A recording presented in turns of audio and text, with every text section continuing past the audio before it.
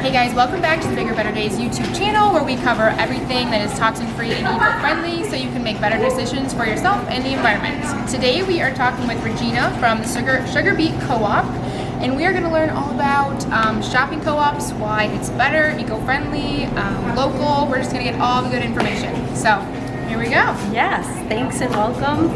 We're so excited to be featured. It's a wonderful opportunity to talk about co-ops in general.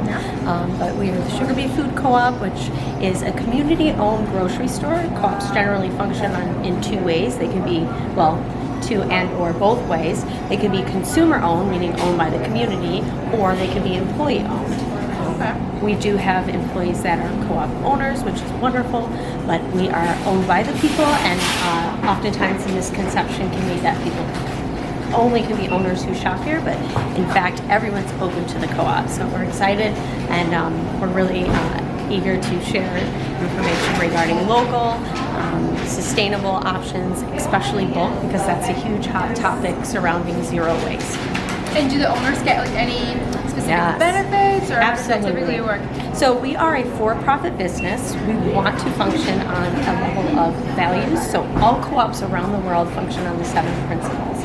And what we want people to understand here today is that owners have the democracy and the ability to be involved with the process of how the business is run. So it is beneficial in the ways that you get discount sales. You can run for board. So some co-ops require labor to be offset by their volunteerism, but we created an open ownership.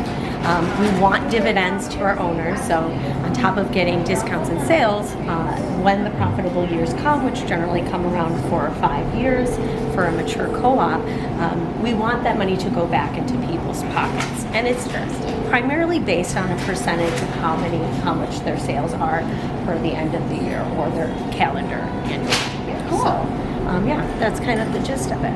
All right, cool. So maybe walk us through some of the eco-friendly, local, zero-waste stuff going on. So our produce is the first thing you see in produce department as we've got beautiful colors. It's an interesting time of year because it's starting to get cold, so you're starting to see a real change. We've got a mixture of wonderful producers, and I'm going to bring you over here because I feel like we need a visual. It already, I feel like, looks so much prettier than a regular grocery store. You'll see mixed kind of shapes and sizes, so we're definitely encouraging produce that may be heirloom, specific historical varieties, things that are kind of out of the general norm. A lot of the products that we see in conventional grocery stores have very specific things. So anyways, produce is a great representation of all things local. And just to be exact, we consider local to be within 250 miles from the point of production to our location. Okay. We have distributors who are local. They source around the world, so we kind of graduate them into that same category. But on the map, you can see the little star is the Sugar Beet Food Co-op, and the green circle around is our location of local. Around that, we consider neighboring states, those areas regional, and then beyond outside of the Midwest. So local is what we're all about, and there's some different ways that we've really engaged and been able to provide a wide variety. I'm going to bring you back over here because that kind of leads me to the next point.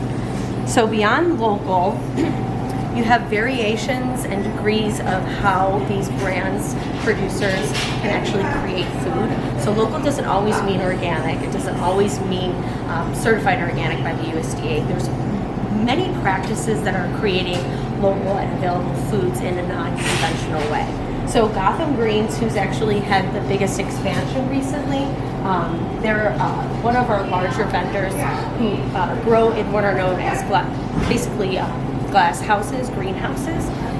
They anchor in natural light, they supplement, but they've created large scales of production indoors utilizing our natural elements. So you've got a pristine product that isn't certified organic by the USDA, but gives that same quality and essence as if you're in the middle of the summertime. There's a huge debate regarding indoor operations being able to get qualified as certified organic because they don't use mediums or media that is generally soil.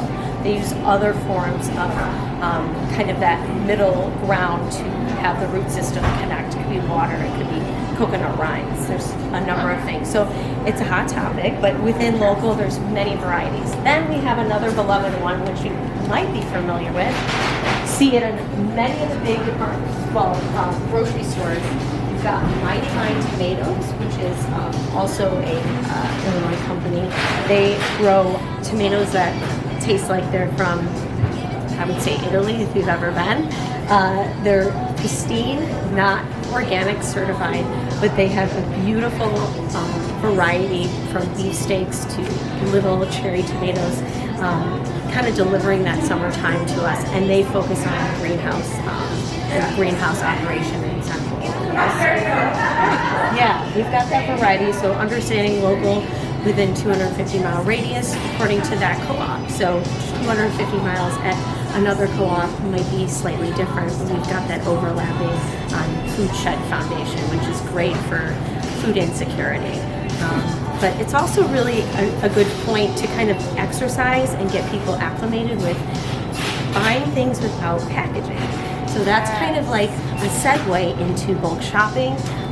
As you can see, we usually offer both packaged varieties and non-packaged. We're trying to train and move people towards kind of that difference, but once again, we've got to kind of accommodate a full community because we're about serving the needs of everybody and not just one specific population or desired population. And you feel like people just have a hard time letting go It's a process. The familiarity of the plastic. Yeah, 100%. And like anything, we can't do it all. We're in a linear economy, meaning everything's really kind of a straight line instead of circular, where we can kind of recycle things back into the system that we are using, so it can be used in a different way or absorbed in a different way. But yeah, local is a really important concept, and what we also want to touch on is that local is an opportunity to not be only zero waste, but to be affordable. So when we think of local, sometimes people get discouraged because it does bring up the topic of affordability, accessibility. Oftentimes you're paying for wages and practices that take more time and resources and money, and that's the real difference in price. So depending on the person, they want to support local, but they may not have the means to do so. So local is a nice opportunity to bridge the concept of accessibility. So we have what is known as a link match program. We're one of 2 grocers in all of Illinois that support what is known as a link match program. So people come in, they use what is known as SNAP benefits for food, and they then purchase their normal products under their SNAP benefits, and they can get up to $25 of coupons for free local produce every day. So there is money being funded into this program to help us create this specific platform so that people have food year-round. Absolutely. Wow. So local is also that other opportunity to kind of bridge out into concepts around food and our food shed that we can kind of tackle at once. There's so many connected pieces, right. Kind of like the way that mental health is tied to poverty. So we've got some fun opportunity, and we're really glad that we started at this section because I think it kind of leads to the yummier stuff too. It's so cool too because I think a lot of times people might see a store like this and assume it's only serving a certain population or socioeconomic status. So Correct. It's just neat to learn that it's really true. Yeah, it's really nice that we can come out. Yeah. So I think we should dive into both.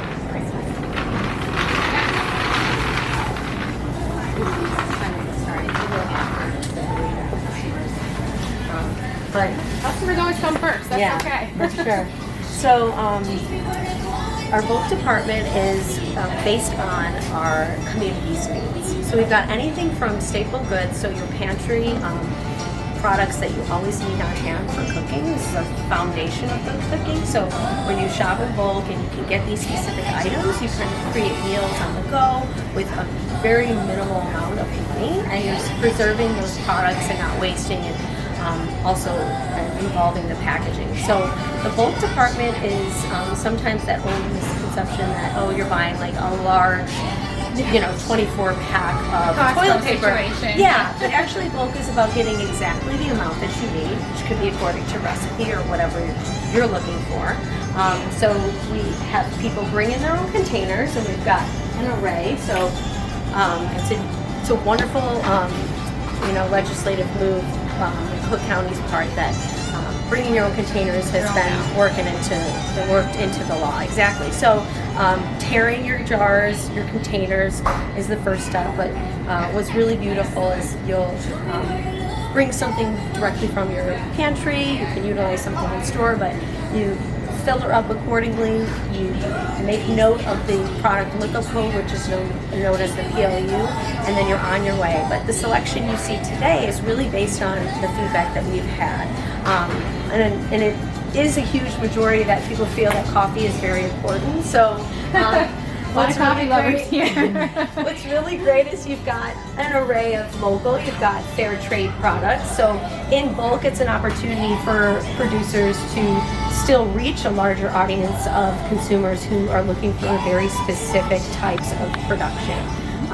But yeah, we've got staples such as popcorn, flours, pastas, candies, granolas, and the movement of our products throughout the year changes. So when harvest season comes, we end up with an increase in local goods. So we've got this really amazing.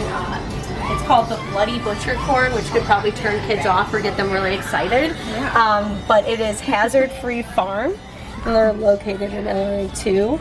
And what's really beautiful is it's an opportunity to try something very unique and just get a little bit before you sell into the whole product. So it's a good way to get people leading into curiosity and just in general with your recipe. So let's say it calls for your general cornmeal.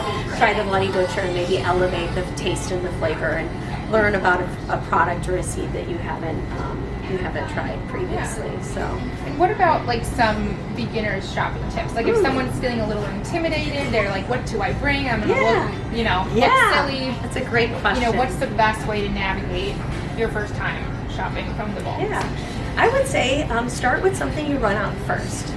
Utilize the bottle that you originally came in. Be simple. If you want to go, tenfold, come with a checklist about the things you need. But I think it's starting to utilize what you have in your kitchen first. So you're not just adding to that, amount we have in the pantry. Rid things in your pantry. Donate them to, food donation centers if you can in your area, and start with one product. And I think as you build into those, habits as far as just getting the one thing you need at a time, I think eventually it becomes second nature. So I think it's just about building that little habit. And yeah, I always encourage people to start with what you run out first. So if you run out of sugar, you run out of laundry detergent, go from that point forward and just kind of add to your shopping list every time, maybe maybe one or two containers. I would say definitely invest in a good bag. That way you can transport it, or have a bag in your car on hand. Run out, if you forget it, come back in. There's no harm done if you get to the checkout and you realize you don't have the thing that you need. But I would say start with things that you really have to get that are part of your cooking foundation, so your pantry goods or just your household necessities. And what about the misconception? Because sometimes I get nervous. We were just talking about it on the drive here, like, how long has stuff been sitting in these bins? Like, what's going on here? Is it fresh? Is it, are people's hands in here? How? It's a good question. So when we touched on a little bit earlier, movement, that's about the product's, desirability. How fast do people want it? And really, what it comes down to is, every quarter, and depending on the retailer, we're really focusing on things that are desirable. We're focusing on things that are also on sale. But a lot of the times things are moving quickly, that they can oftentimes be refilled twice in a week. We get upwards of 1 pound bags to 20 pound bags of these greater products. and that volume. So what really happens is it usually goes directly into the canister that it's being, distributed to the consumer through. And then if there's anything left, it's stored in food-safe containers. But the circulation is supposed to be quick if we're doing a good job. So what happens too is that cut open on the bag or pop open on the box is really just a direct filter into the actual canister. So generally speaking, if things are done right, there's no hands touching. Yeah.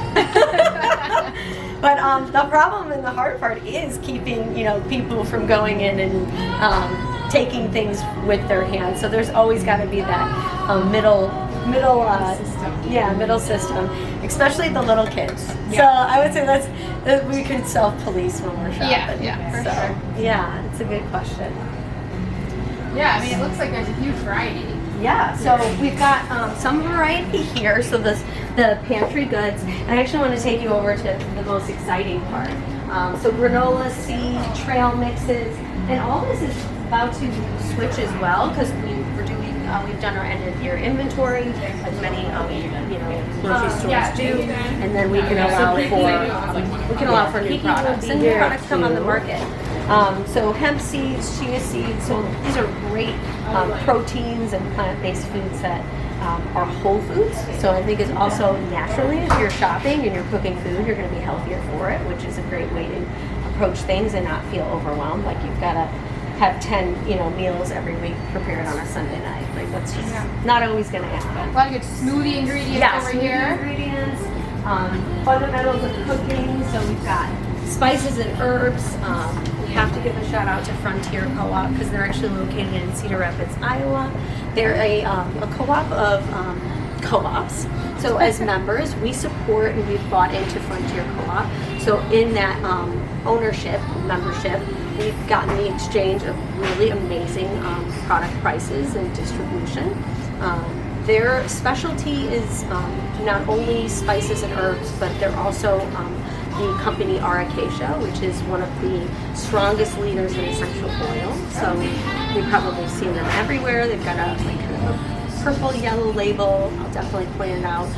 But they have a huge arm of sourcing around the world, and I think that's important when you shop bulk, is to really also focus on where things are coming from, and during the time of year that can change. So oftentimes you'll see speak to the retailer or distributor contact to get the most immediate resource, but this is where I think your cooking elevates, especially when you get into bulk shopping and you're feeling like you're not getting those tasty treats that you love in a box and have all the flavor and kick to them. This is where you could really anchor in and utilize the foundation of your pantry. So spices, herbs, also non-edible, particular ingredients. So your clays or your people like making home products down homeopathic here, and just to capsules, or people making their own capsules. You've got different salts. You've got different edible flowers, or actually flowers that are utilized in body care.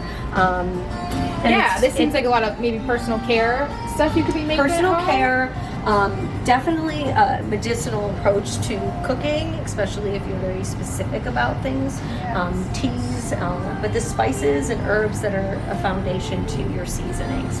And then behind you, since we've got a tiny little store, we've tucked everything right in this corner, but we've got a wonderful option. And generally speaking, the products that we sell are sold with the label very obvious and intact.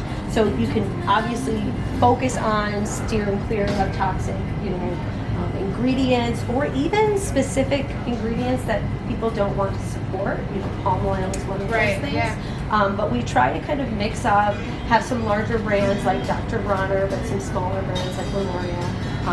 Earth Friendly is a larger brand, but this is all with feedback too from customers. So if there's a new brand that comes down the line, as a retailer, we want to sell it, and we want to be one of the first. Cooking oils or liquids, which are another essential.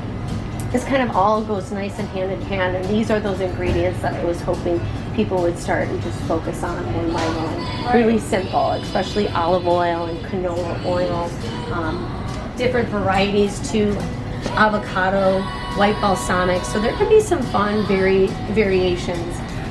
And of course, everybody's favorite, the peanut butter makers or the nut butter makers. I've never seen one of these before. I mean, we might even have to turn it on just for the heck of it. So I guess we're very cool. This looks like an ice cream machine, but for peanut butter. It's basically, and it's like the healthy version of an ice cream machine. So what's really great is we've all been at that point where we've opened up the peanut butter jar and we've got the oil on the top and we're like mixing it and then we make a mess.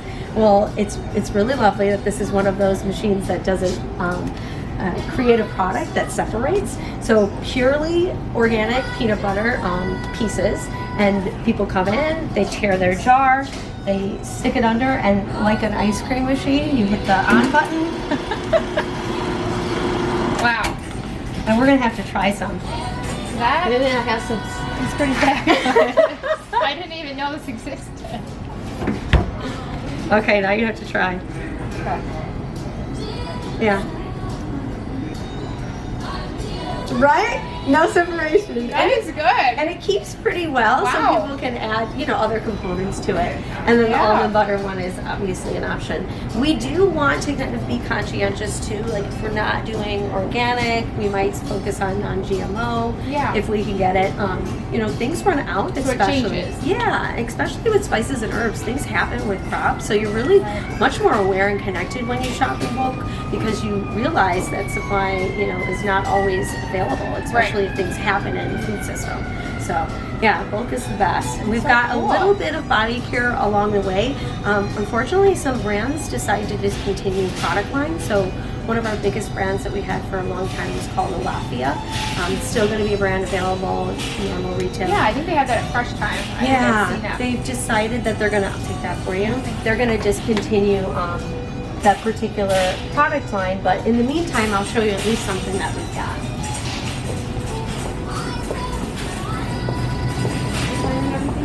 Oh yeah, I just want to let you know we're filming, so I just want to give you the heads up. And everybody's like, no. So Alafia we've got phasing out, unfortunately, but Dr. Bronner's and then Giovanni, which is a family-owned business. While it's not local, it's lovely. It's salon level, so you're not necessarily doing it, shampoo bar or and the apple cider vinegar after. It's really simple. It's lovely, but we've got some of those bath salts, but this particular area is kind of evolving, especially since new brands are coming in and other brands are coming out.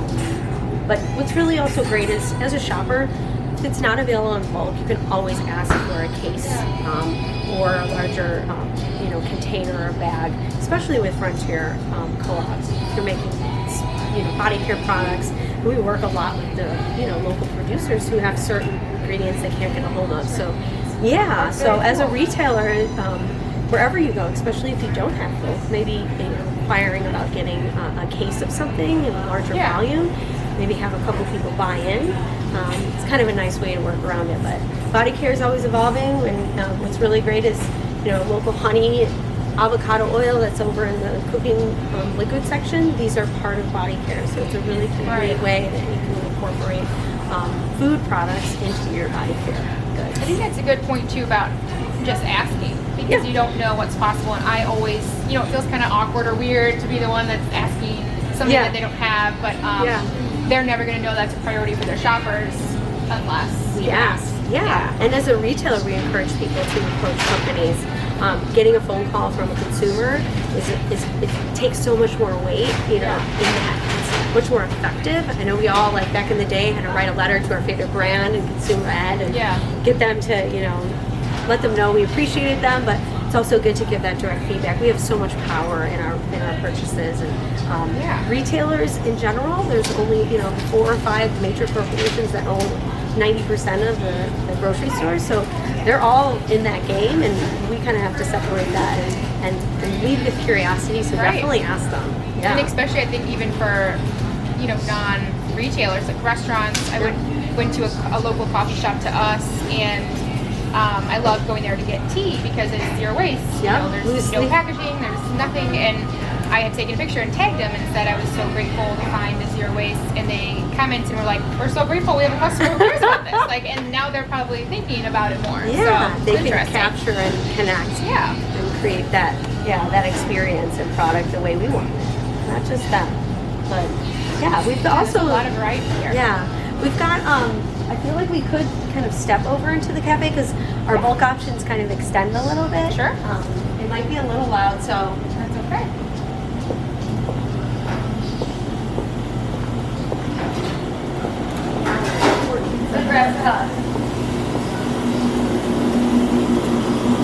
Just in case. So, we really hope this was beer on tap. It's actually not. It looks like you. Two Brothers Brewing, which is a wonderful brewery, but they've gotten into the world of roasting Okay, I didn't know quite that. a few years now. So the Two Brothers, I want to give a shout out to them because they've been a huge part of our success, giving us awesome coffee. But they've got options With their beer in my fridge at home. Yeah. We've got cold brew on tap, which is really great, so people can buy it by the ounce. We've also got a Rise kombucha behind the counter. So what's really great is we've gotten feedback from people, hey, we want this by ounce, because a lot of the times you don't necessarily need that much, or maybe you do want to make a mocktail or a cocktail at home and utilize it in your recipe. So people are able to bring their own container, pick out or at least get a cold cup from us. And we've got two varieties, which is the original kombucha, and then we have the nitro, which is the nitrogen infused. And what's really beautiful is you can get it on the go, you can keep it concentrated with a little growler in your fridge, but we've got all these little elements that we've kind of also worked into bulk, so and that's based on people reaching out to us. Rise kombucha is around the counter, but there's always 3 beautiful kombuchas circulating on tap, and those are based on varieties that are seasonal, located on the south side of Chicago at the plant, which is another awesome closed-loop production site. People should definitely try to visit. But yeah, a lot of our menu is based on produce that we already have. So we're working that into the back end of the business and creating recipes that are going to keep at a cost that we can produce, but also the price for the retail customer. That's awesome. Yeah. Do you feel like you've seen the landscape of co-ops and buying changing over, the state, the country? Yeah. Are there more popping up? Do you think it's kind of a trend that's going to keep coming? What do you think is going to happen? And, well, in general, natural health food stores was really a fundamental part of co-ops. They were some of the first in the world, or the first to actually create larger options of buying, especially for those that get into it. But their consciousness has always been there. I think they'll just continue to be leaders and make those priorities as far as the community their concern. So going back to the values, we're operating on the feedback and what people need now. It's a natural kind of gravitation to successfully connecting problems and solutions together. So yeah, I think co-ops are one of those food startups in the country that is has a greater increase of being incorporated, or at least there's been more co-ops coming up. They take years to open at times, depends on the community and the funding. But yeah, they're definitely leaders in the good food movement, as we refer to, which is kind of an umbrella of all these things. People creating these with consciousness, social impact, welfare of people in mind. So yeah, I think it's exciting. Of course, Chicago's got Chicago Market coming up the pipeline and Prairie Food Co-op. But yeah, I think it continues, and I think people watching this can actually consider the opportunity in their own community, especially in rural America where farms have gone away and even whole towns. There's an opportunity to not have to wait for a corporation to come in, create a development, create it from within and for the people. Yeah, and I think even if you don't have a co-op right in your immediate community, do a quick Google search and see what the closest one is, even if there's one that's half an hour away. If you went there once, sucked up on a lot of bulk stuff in a zero way option, you could just do one trip there a month or every 2 weeks or something versus, and then supplementing where you need to locally. But Absolutely. I think it's always good to explore it, even if it's not right next door. And then, if you love it, maybe you start advocating for one in your own community. Yeah. So it's kind of the full circle.